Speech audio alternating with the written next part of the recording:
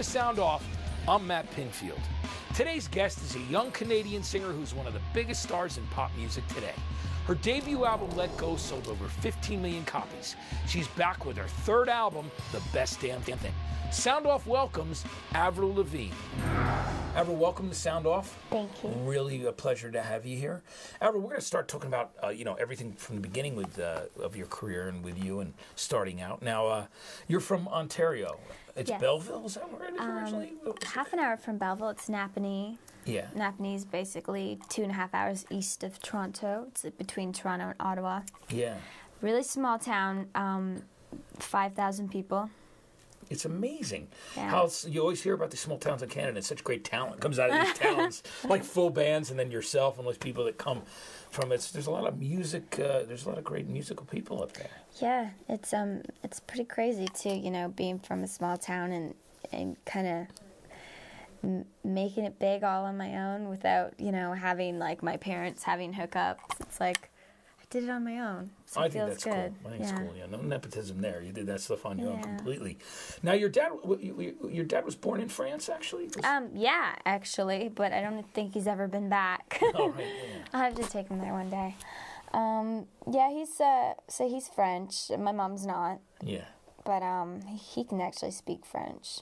That's the one language I want to learn one day. Yeah, and Avril stands for April, right? Yeah, And my name is French. it's French like name. April Divine, or is what Lavigne Yeah, stands something for. like that. Which is really interesting, right? Yeah. Now tell me about you started singing as a very young girl, and I know that you loved country music too, because there's a lot of country music out there as well. And tell me, did you get discovered actually by your first manager? You were singing in like a bookstore. It was kind of called Chapters, doing some country covers, or what was that? Well, I made quite a name for myself in town. I was singing at church, and I was singing at the fairs, and basically anywhere I sang at the mall. And when I was 14, I sang with Shania Twain on stage. I won a contest. That's a great story. Now tell us about that. Yeah, it's a really good story. It's so cool.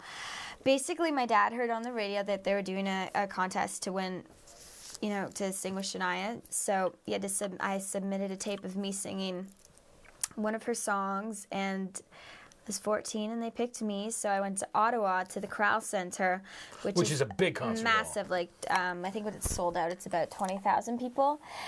And I went on stage and I sang that song with her. And after that, I got a lot more attention. I mean, then I was already doing a lot of stuff, so I basically just kept doing more. But the really cool part about that is like 2 years later, or 3 years, just a few years later, I'm on stage Selling at the out the Corral same Center, place. selling at the same place.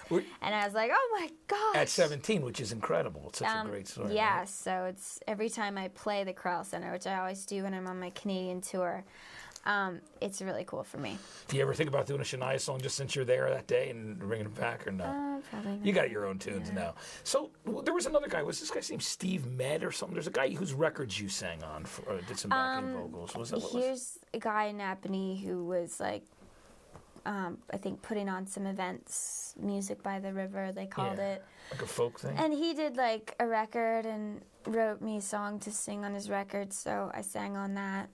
Yeah. That's you were doing that stuff too, all before. I was doing a ton of just singing around town, and once I got into high school, I kind of stopped because it was like I didn't really wasn't into country music. I was like singing those songs because those were the songs I had to sing. I was so young, my parents were picking the songs that I was singing, so I got to a point where I kind of stopped singing, and I was like 14. Started writing my own stuff, and basically went to New York when I was 15, and L.A. Reid saw me, and then I got my record deal, and I spent about a year, all of when I was 16, writing with different people for my record, and the Matrix developing were part of it too, which was great. And Complicated came out of that, which was just an incredible song, and it was just an absolute juggernaut. I mean, it just it took over the world. Tell me about the other people you worked with on the first album, Let Go. I worked with Cliff Magnus, and it was really cool because I finally got to do like my more rock songs with him. He wasn't afraid to go there because the other people I was working with, they just think, you know, pop hits and radio and all that stuff. So with him, I really got to like go heavy, and we did Unwanted and Losing Grip, and it was really cool. And then I worked with The Matrix, and we probably did about half of the record together. And then I worked with Peter Zizzo, and he was the reason why I went to New York. And when I went to New York, L.A. Reid heard about me. Right. So basically, we have one song on the record, but we worked together a lot during when I first moved out to New York, and Kurt Frasca and Sibel, I wrote with them as well. Yeah, and it's amazing. I mean, the album sold over 13 million copies. Yeah, it's I think up to about 15 now. Yeah, it's crazy. Yeah, because it keeps selling. You know, yeah. It's, a couple 100,000 here and there every year, which is a cool thing. It really is. Now, when it came time to make the second album, you ended up working with a good friend of mine, Butch Walker, who's a great writer and producer. And I know you two are really close and worked together since that second album.